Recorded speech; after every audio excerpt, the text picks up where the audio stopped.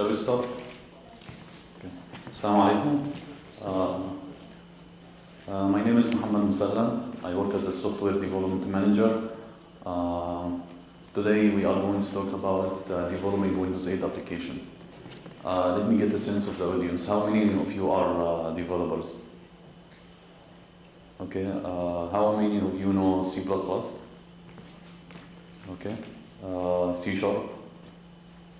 Great. Web development, HTML, JavaScript. Okay, great. So for every one of you, we have something. So how many of you are using Windows 8? What do you think about it? Okay, I get your response. So regarding Windows 8, we're not talking about the consumer side of Windows 8 now. We are talking about development side and how we as a developers make use of this new platform. So starting, we have the smart screen slide. It's about what is new in Windows 8. As you have seen, Windows 8 is a new reimagination of Windows. It's a new operating system with new features, new platform. The major thing that you get out of Windows is that it's a new and fast and fluid experience. It supports touch and mouse and keyboard, and it's still built on Windows 7. So whatever investments or whatever features are in Windows 7 are still valid here in Windows 8. It builds on Windows 7. The aim of Microsoft for this version of Windows is that to give users a great experience across all different type of hardware. So however you are using a desktop PC or using a laptop or a tablet, you should get the same great experience across all these devices. There are some, highlights of the Windows 8 experience. As we said, it's fast and fluid experience. This is what you get when you use Windows 8. You see that the experience is live. You have live files, you have notifications, things are moving around in a very smooth way. And if you used or deal with Windows 8 store applications, you can see that there is immersive experience. Means that application takes the full screen. The focus is on the application content, not the Chrome on the application. And all of these applications work equivalently across the keyboard and touch and mouse. And the goal is to have these applications connected together so that you can benefit from each application individually, and the applications should be working together to have this integrated experience. So let's get into some technical details. So if you look at the architecture of the Windows or the Windows 8 platform, at the low level we have the Windows kernel services. These are the part which deals specifically with the hardware. So this part we normally don't deal with this part. It's only for OEM or hardware device, hardware drivers developers. So this layer is the lowest layer in Windows. It's a kernel layer. On top of this layer, we have the Windows RT APIs or Windows Runtime APIs. This is our new platform. This is the platform we are going to build our applications on. The WinRT APIs, as you can see, it's built directly on the Windows kernel. So it means this is, there is no layer in the middle. It deals directly with the Windows kernel services. So it's not like .NET Framework, for example, because the .NET Framework is not a native library. It's built open another layer. On top of this, so we have the Win Runtime APIs, and on top of this we have the tools or libraries we will use to build our Windows 8 applications. So we have libraries for HTML, CSS, JavaScript. We have different languages like C#, Visual Basic, and C++, and we have XAML also.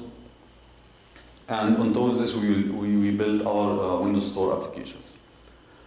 And this is the new model. but the existing desktop application on the right side here is still available in Windows 8. So you can still build the classic or desktop applications. So, for example, you can still use .NET Silverlight or C++ to build Win32 applications, or even build websites using HTML and JavaScript. As we said, Windows Runtime APIs is a new library. It contains some set of functionalities. For example, we have the fundamentals, which deals with low-level stuff like applications, threadings, memory management, and authentication. And we have a set of APIs for the media, allows you to playback, capture, or have some visual effects. And we have also some APIs for the devices, so that you can develop or integrate with existing devices. For example, if you are using a tablet, most of the time it will have like built-in sensors like GPS or NFC. So in Windows Runtime APIs, you have a set of APIs for dealing with this kind of devices. And of course, we have some APIs for communication and data. We have APIs for application-to-application communication. We have APIs for communicating to the cloud, making web requests, using XML and networking, working with streams and notifications. And on top of this, we have also the user interface APIs, which allows us to use HTML, XAML, or even DirectX to build applications. And we have a lot of Windows 8 controls supporting, for example, data binding and printing accessibility. So this is like an overview of the kind of APIs we have in Windows Runtime. And we have noticed that we don't, for example, have APIs for dealing with database, right? There is no AD.NET, for example, or SQL client APIs, because the focus here is building what we call like a sync client, or the applications that like, for example, Silverlight. It's the same application that doesn't talk with database, or doesn't include this heavy libraries of dealing with the database. So you might need to change your what you have been accustomed to do. If you're used to building desktop applications, you are used to calling the database directory and retrieving the result. But if you want to build a Windows 8 application, Windows 8 store application, you will need to change your architecture a little bit. So you might need to build a service, web service, WCF service, or whatever, and this service will talk to the database, and then from your client application, from Windows 8 application, you will call the service because you cannot go to talk to the database directly. So I don't have a lot of slides here. We'll jump into the demos directly.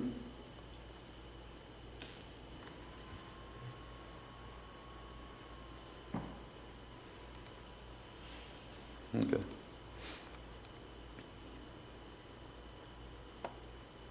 So for our first demo, I will create an application. I will do something that maybe I haven't done for almost like 10 years. I will create a C++ project. So I will go here, Visual C++, Windows Store, and create a blank application.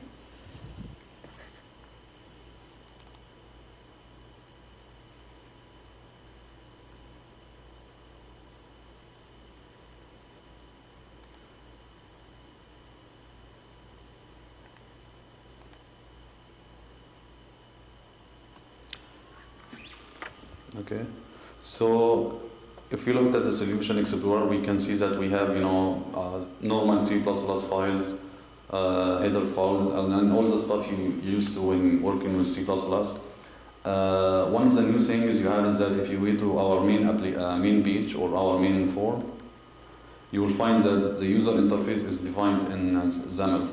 Anyone used XAML before in WF or Silverlight? Okay. So we have the same stack of XAML controls and XAML functionalities available here in Windows 8. So And this is new in C++. Now, when you're building C++ application for Windows 8, you can design the interface using XAML. So this is my XAML markup here, and this is the designer. And as you can see, the designer reflects a Windows 8, let's say a Windows 8 device. So I will do something very simple. I will add a button, okay, and I will click. I will say Windows, go to the UI namespace and pop-ups, and we have a class called message dialog, which it's just a message box. I'll say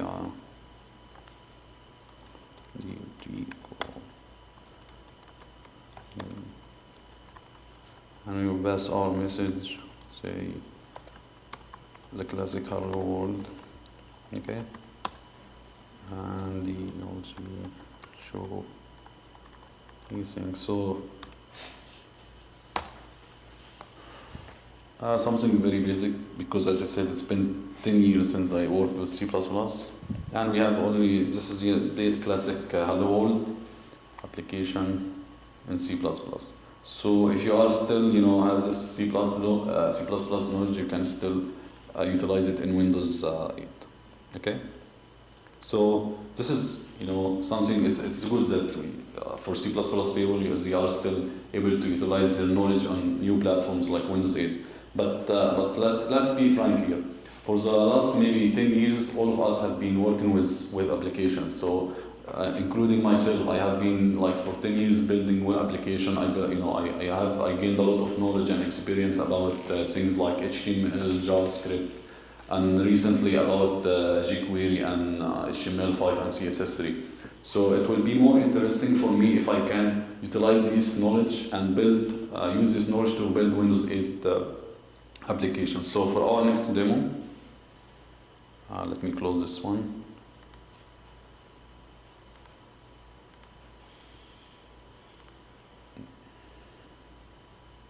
New project.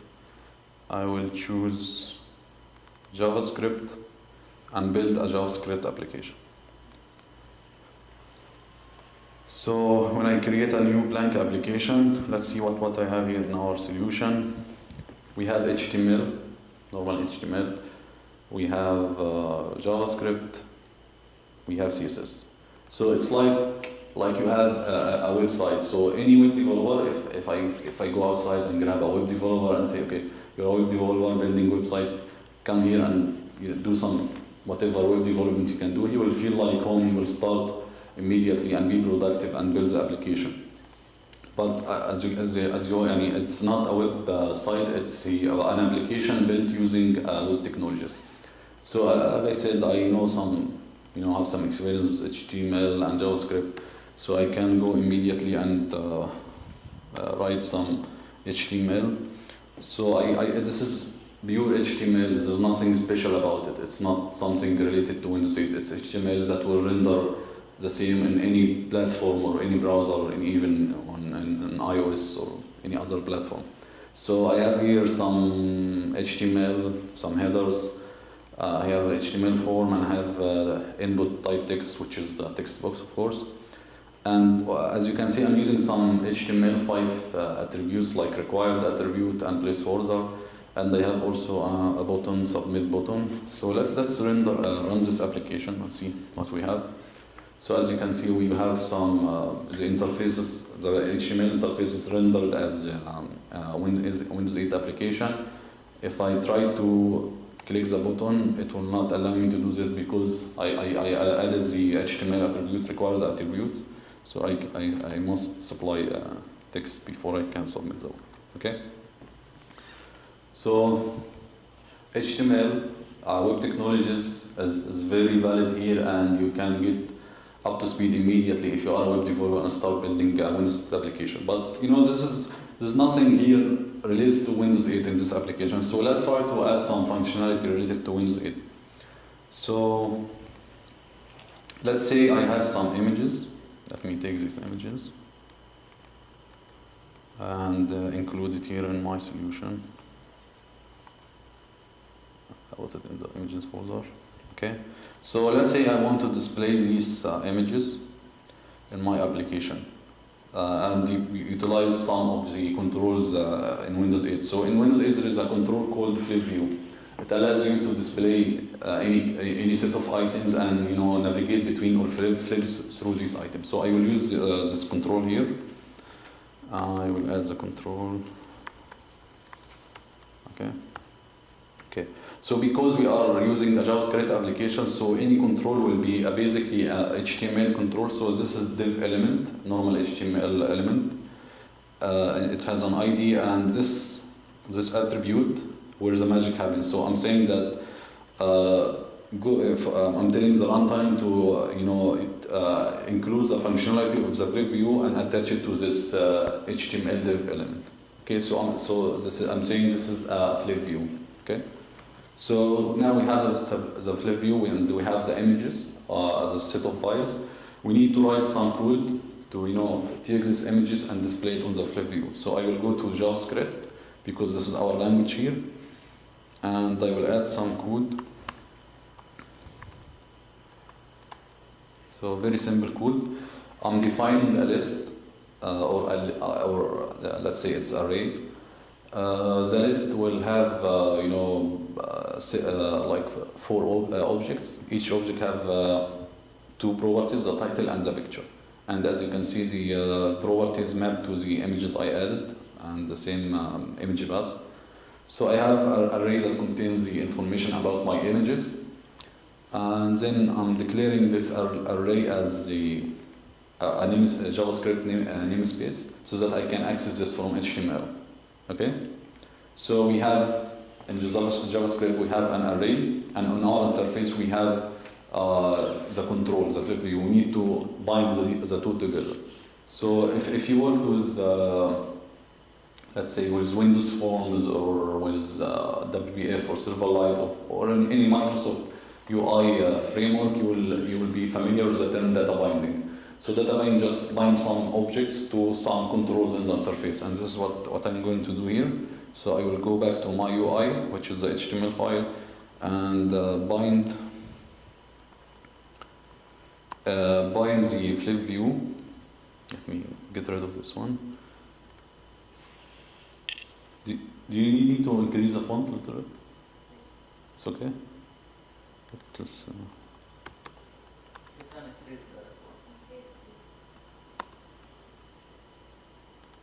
nothing happened? Okay. Oops.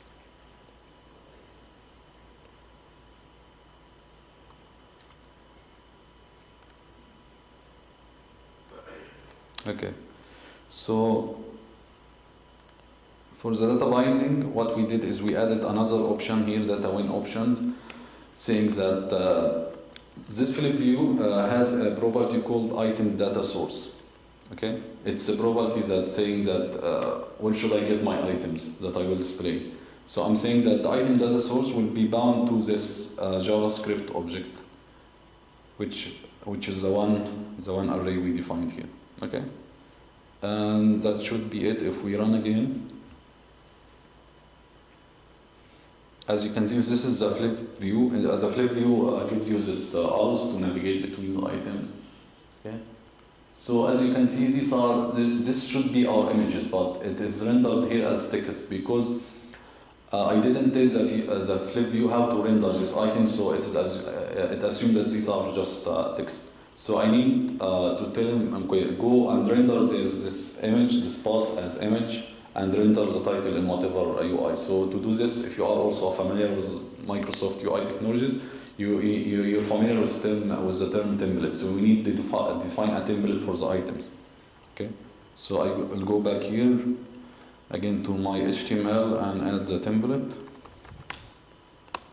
And also the template is just a bunch of HTML. And as you can see, the HTML contains image element, HTML image. The image has the source attribute, which is bound to the picture property, which is available here in our list. Okay, and we have the H2, which is header, and it's also bound to the title properties. Okay, so we define some HTML elements and bound it to our properties. So I have this template. I need to go to the flip view and tell the flip view go use this template to render the items. So I will say item template and the name of our template. Okay. Now if we render again, now we can see our images. Okay. But you can see that the image is a little bit, the UI is a little bit messy, and also we can the title is not visible. So if you face this problem in a normal web application, what I will do is I go to my designer and tell him, okay, this is my application. I'm a developer, I'm not a graphic designer. So take this application, take this set of HTML or whatever pages and fix it. So a good designer he will go to CSS and create a bunch of CSS styles to make your application look more good. So this is what I will do here. I added CSS files, a set of CSS clauses to change the UI properties. Let's run again. And now we have a much better looking UI. Okay. This is one of the most things I like about Windows 8 development. So I can go easily and grab any web developer, PHP, HTML developer, ASP.NET developer. I can grab him and tell him, okay, go and develop Windows 8 applications. And whatever knowledge he knows in the web area, he will be able to utilize it here. So, for example, did you ever heard about jQuery? jQuery is a very famous JavaScript library, and you can use it here in Windows 8. So, for example, jQuery has some plugins for animation and CSS transitions and stuff like this. You can still use it here and have a very good looking interface.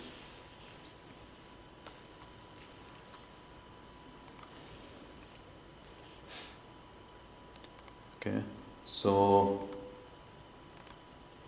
we have seen C++ applications. We have seen HTML application. And one thing I would like to point out is that these applications are all equal. It means that when the .NET was introduced back in 2000.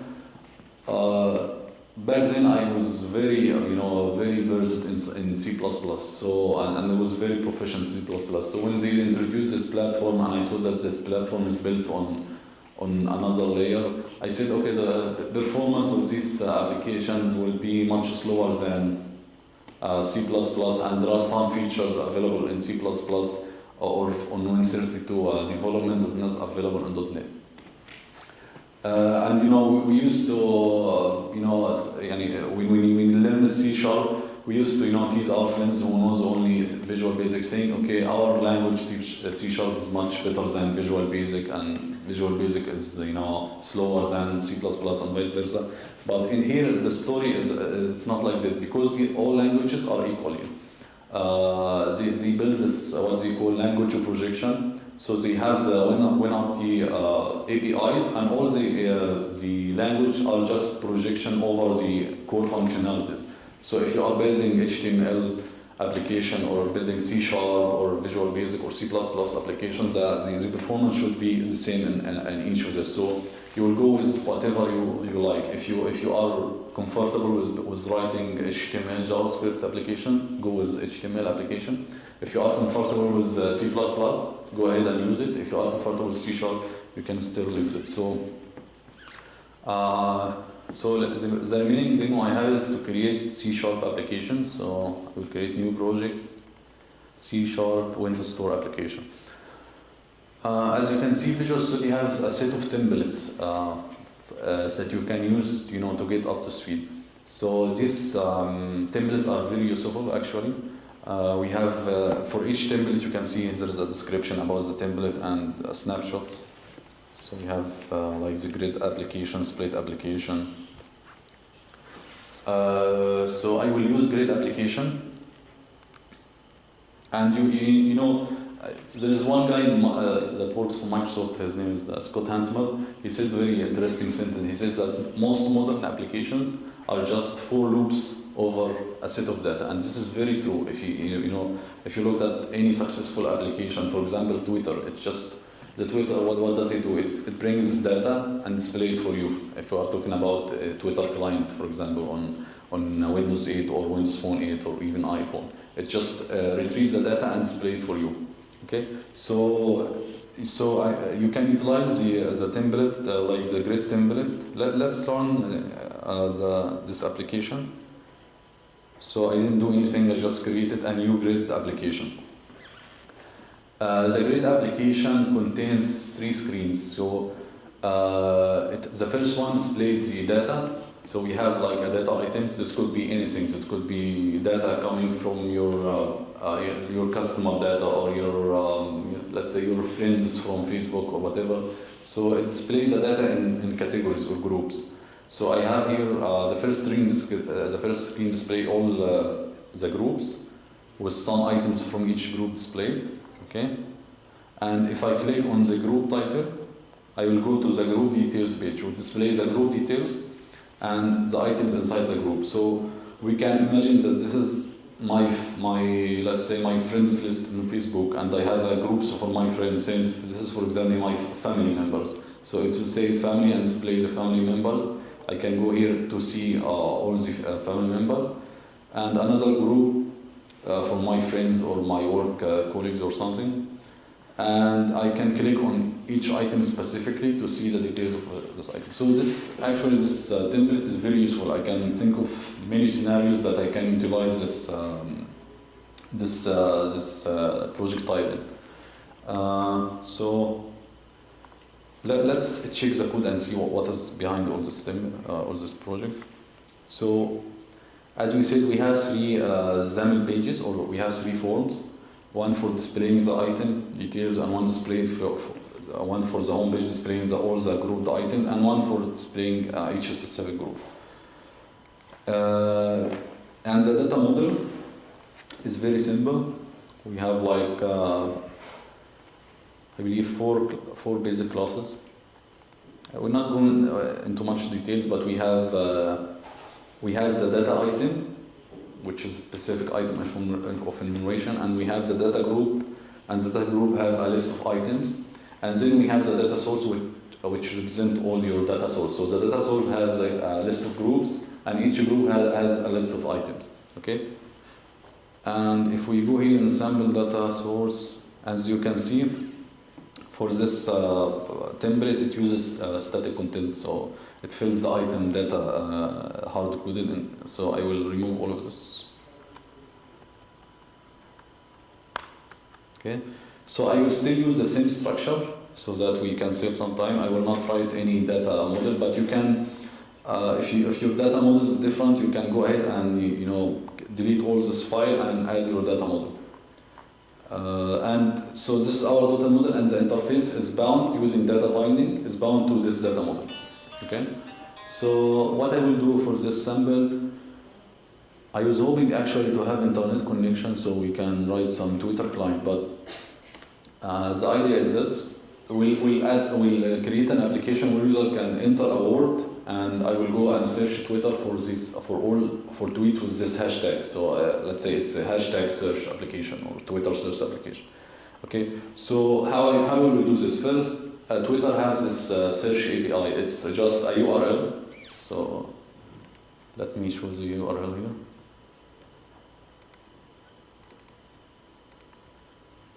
Okay, so this is our URL, search URL. Say normal URL with query parameters. So you pass here your string or your word, and Twitter will give you a result of all the tweets. Not all the tweets. It's the most recent tweet was this word. Okay. Unfortunately, we don't have internet connection. But what I did is that I saved the result on my local machine. So if I go here and open the result. Okay. Yeah.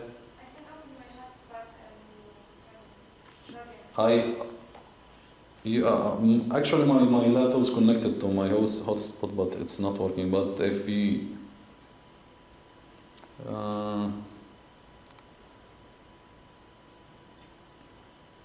okay, it's okay. Let's continue. If you have some time, I will try it at the end.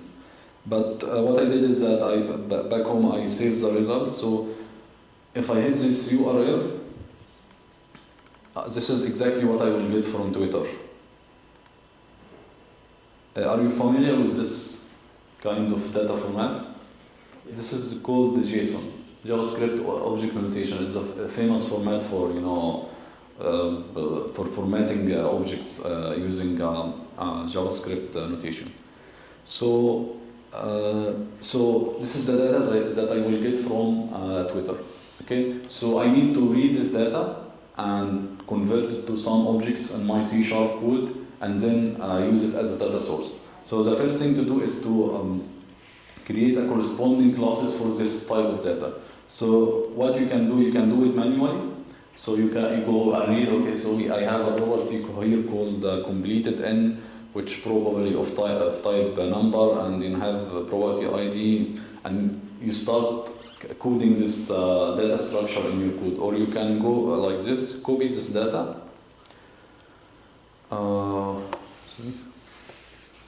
Go back to Visual Studio. Let's add some file here to put our classes in. Okay.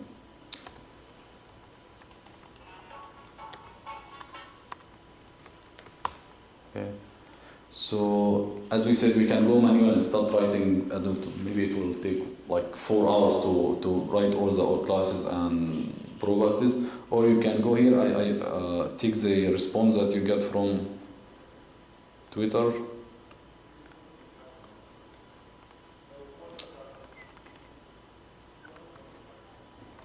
It should be in the clipboard. So there is an add-in for Visual Studio. I think it's called the Web Tools. When you install this plugin, you can go here and say paste special and paste JSON as classes. Okay. Sorry. So I need to copy and go back again, paste.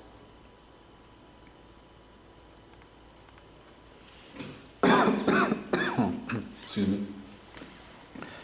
So what happens is that Visual Studio went on and read all the JSON and parsed it and created a classes for you. So it saves a lot of time. Let me just do some renaming here. So I will rename this as a hashtag search result. So this is the main object, and it contains a list of results, which actually a tweet. So I will call this tweet and rename this. Okay. So I rename it, but in the JSON it should be with the same name. So I will add this attribute JSON, and I need to add some references for some libraries I will use in our solution here. So I need this one, and I need another library. Okay. I will add the reference for this one. Okay. So I'm using a library called JSON.NET, which is a library that allows you to deal with the JSON format we talked about. Okay, so I renamed some stuff here. I need to add another property of type string. Let's say its name is hash tag, and I will tell serializer to ignore it. So it's not sending the response, or it's not parsed. So okay, so we have the result, which is the big object here. So it contains like information about your query, like how much seconds or milliseconds it took, and important about your some important information about your query, and then inside it we have a list of tweets. Okay.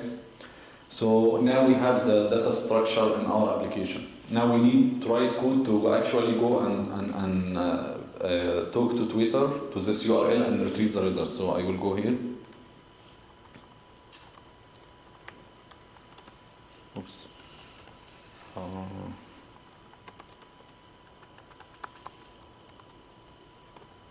I think it will Twitter. Okay.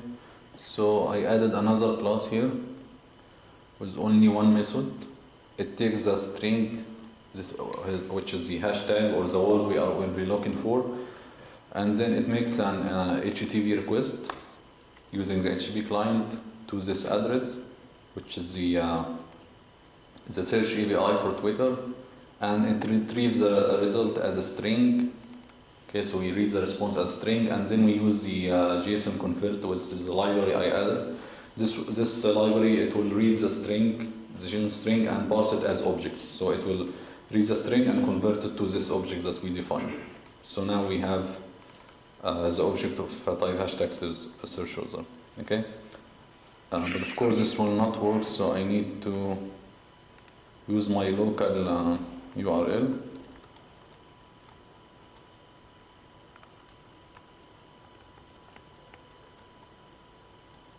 Okay.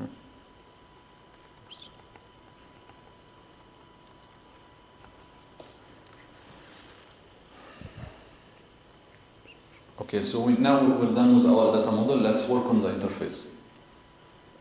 So if we run the application again, now the application is empty because we removed all the static data, and we need, to go and use our new data model.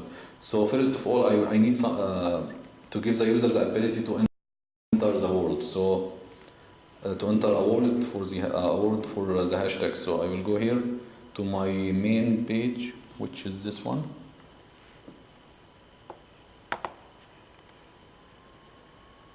Okay, and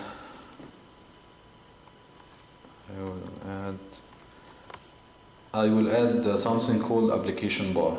Okay, so if you work with Windows Store application, you know that you can swipe from bottom to up or from up to bottom, and you get this application bar that appears for you, and this normally contains like the commands. So think of this as the application menu. Okay, so I added a button here. Let's see, content equal, and we will name it add hashtag. So let's just run this one. And if I have a touch screen, I can swipe, but if you don't have a touch screen, you can mouse right click, and it will show the application bar. And here is my button. But as you can see, this button doesn't look like Windows 8 controls. So what Microsoft did for you is that in Visual Studio, for any application new project you will create, you will have this what it's called standard styles, and this file contains some standard styles for all the controls. So there is a style for the add button controls, but it is commented. Sorry.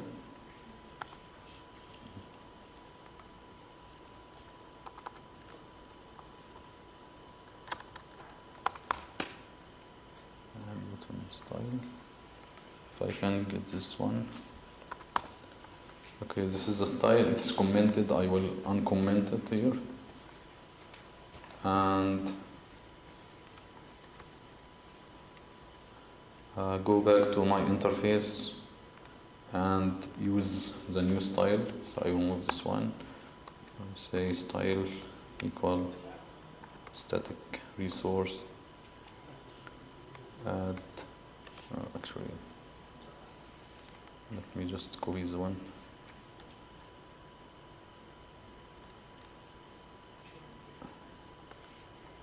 This one.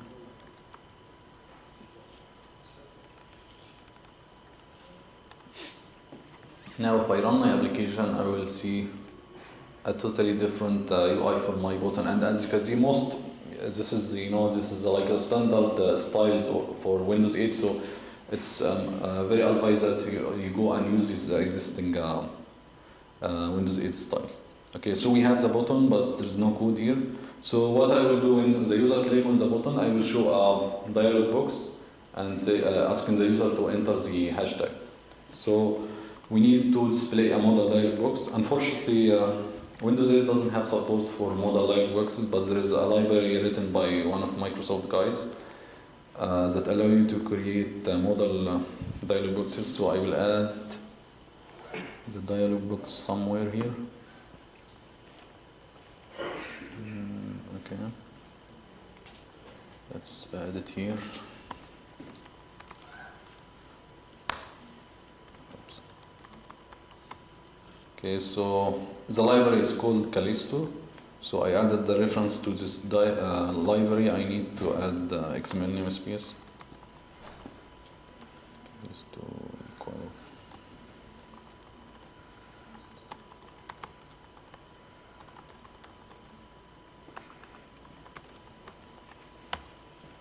Okay. So if I check my dialog box again. So I will go back to my application bar button and add a click event handler, new event handler, and navigate to event handler. And whenever the user clicks on the button, I will show my modal dialog box. Dialog box is called add hashtag dialog.isOpen equal true. So right click or swipe from bottom tab, it shows the add bar, click the add button, and here is our modal dialog box. So we need to write the code to handle the OK button click to actually go and query Twitter. So back to our interface.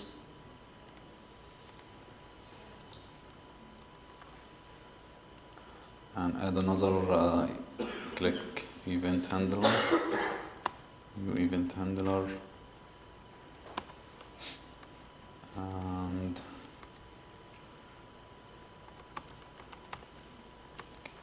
and here is the code. So first of all, we make sure that there is actually the user enters some data. If he doesn't enter any data, we will just show him a message. Okay. Then we hide our modal dialog, and then we start to call the function we defined earlier, which is this one, that will go and query Twitter and return the data for us. And then here I'm using the same data model classes that we talked about earlier, that sample data group. So I'm creating a group to represent the hashtag, and the items inside the group will be my tweets. So that means I can have multiple hashtags, and each hashtag will have some tweets. Okay? So I'm creating a group to present the hashtag, and then I'm looping over the tweets available on my result. Tweets.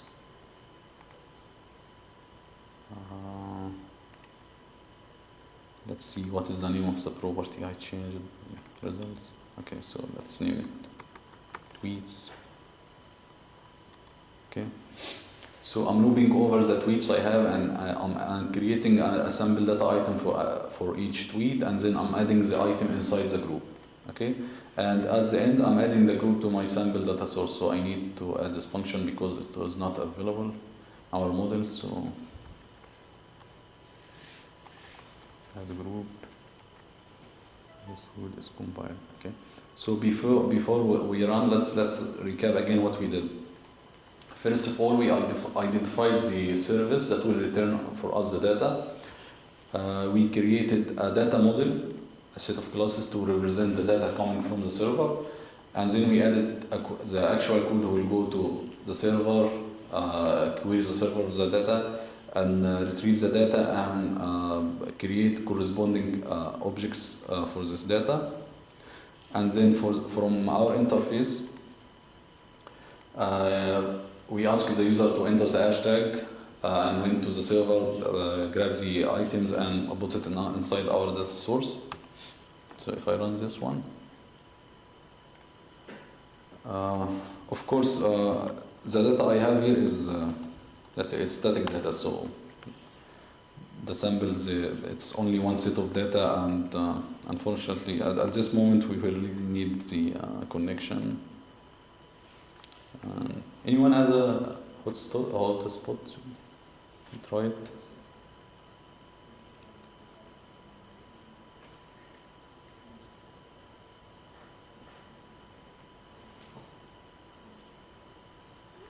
Okay, so anyway, يعني if it يعني you should trust me that it is working. No.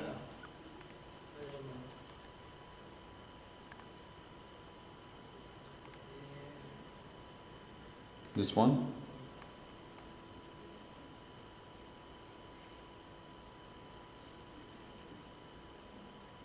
Oh, it's working. Great. So let's start again. Okay, so what hashtag do you want to try? Let's say Riyadh.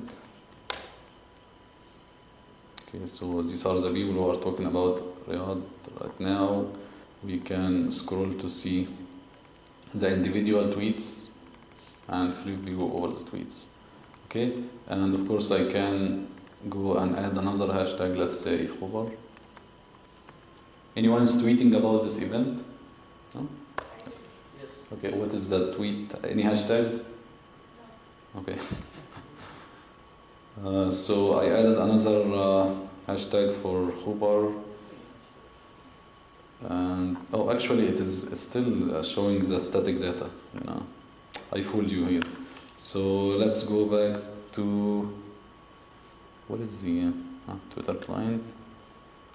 We need to just change this back to our URL, Twitter URL. So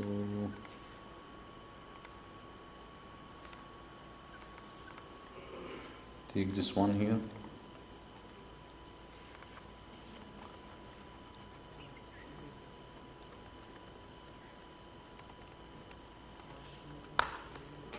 Okay, now this should bring some live data.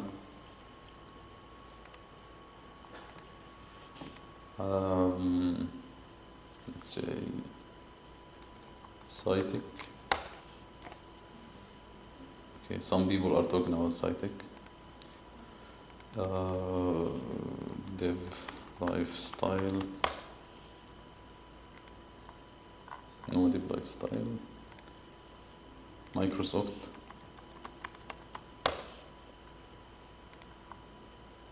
Only one guy. Oh, it's written, not just. Okay, so you get the idea. As you can see, we can add any number of hashtags, and we can see the individual tweets. I know the interface is a little bit messed up, but you can go and fix it. Maybe change. Let me fix the image at least. Do you have any more time? Mohamed left. Okay. One thing that you can see is that every time I run the application, the hashtag, I have to enter it again because I didn't save it. So it's very easy to fix this one here.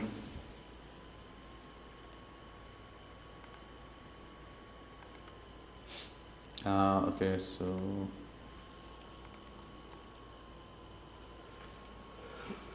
so if I run again, you will see there is no hashtags because I didn't save the hashtags, right?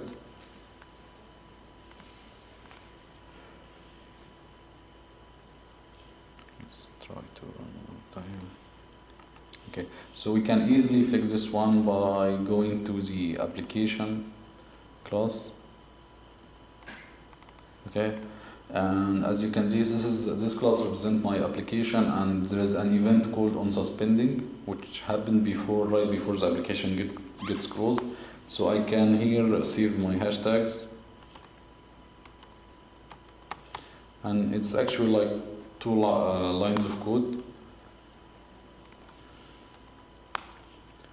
So I iterate over my groups, which is in our case my hashtags, and select the title or the name of the hashtag and convert it to an array. So I have an array of strings, and I store these hashtags in what we have what we call the application data. Application data is like a property bag. So it's a object that store key value pairs. So I'm storing my hashtags inside a container called hashtags. Okay. Now the hashtags will be saved. Now I need to know whenever the application starts, I need to load the hashtags if it is available. So I will go to the on launch event. This happens when the application is launched, and I will go here and load the hashtags. So what I do is I will go and read the value as stored earlier. If it is available, the first time of course it will not be available, there's no hashtags. If we have some hashtags, I loop over the hashtags and call the same code, go for Twitter and retrieve the tweets for each hashtags and put it in my sample data source. Okay? So if we run this is the first time no hashtag. Let's add Microsoft. Okay, so I have some Microsoft tweets. Let's say what? Cytic? Cytic.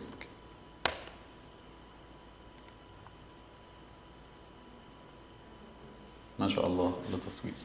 Okay, so we have two hashtags. Now if I close my application,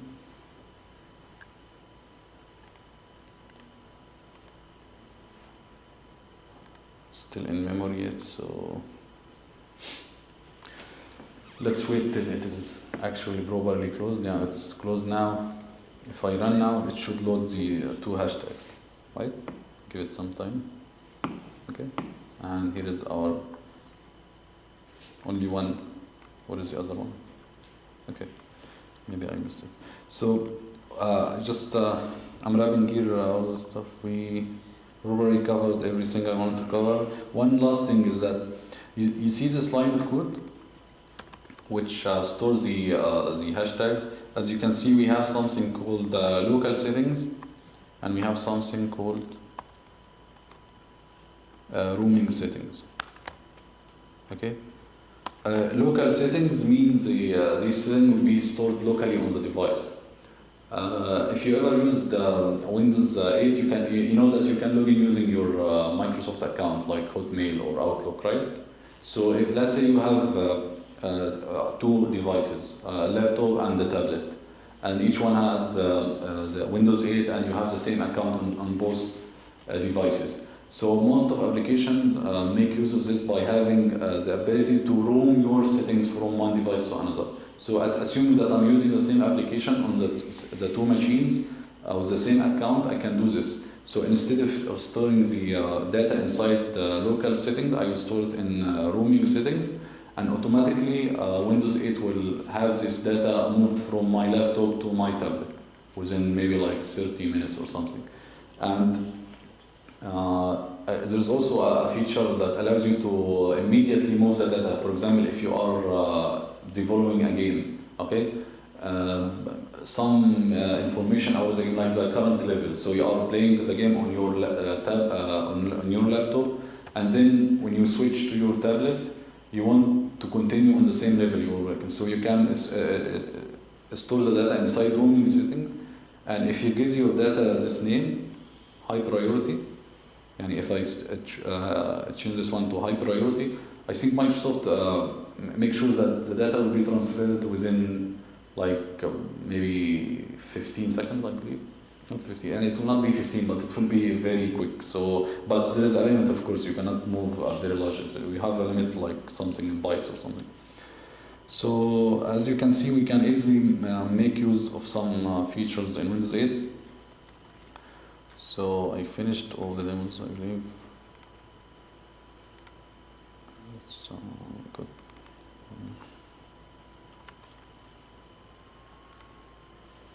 So what we saw today is that we saw what is Windows 8 from a development perspective, how to develop applications. We saw how we can utilize our existing skills, however we are talking about C++. Or web development in general, or C# or Visual Basic.NET, we can utilize our skills and build amazing Windows 8 applications. So, any questions? Okay, thank you.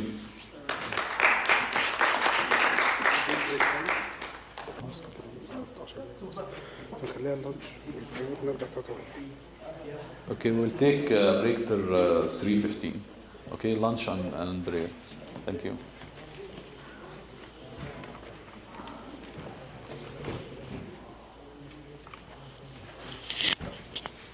There's pizza outside.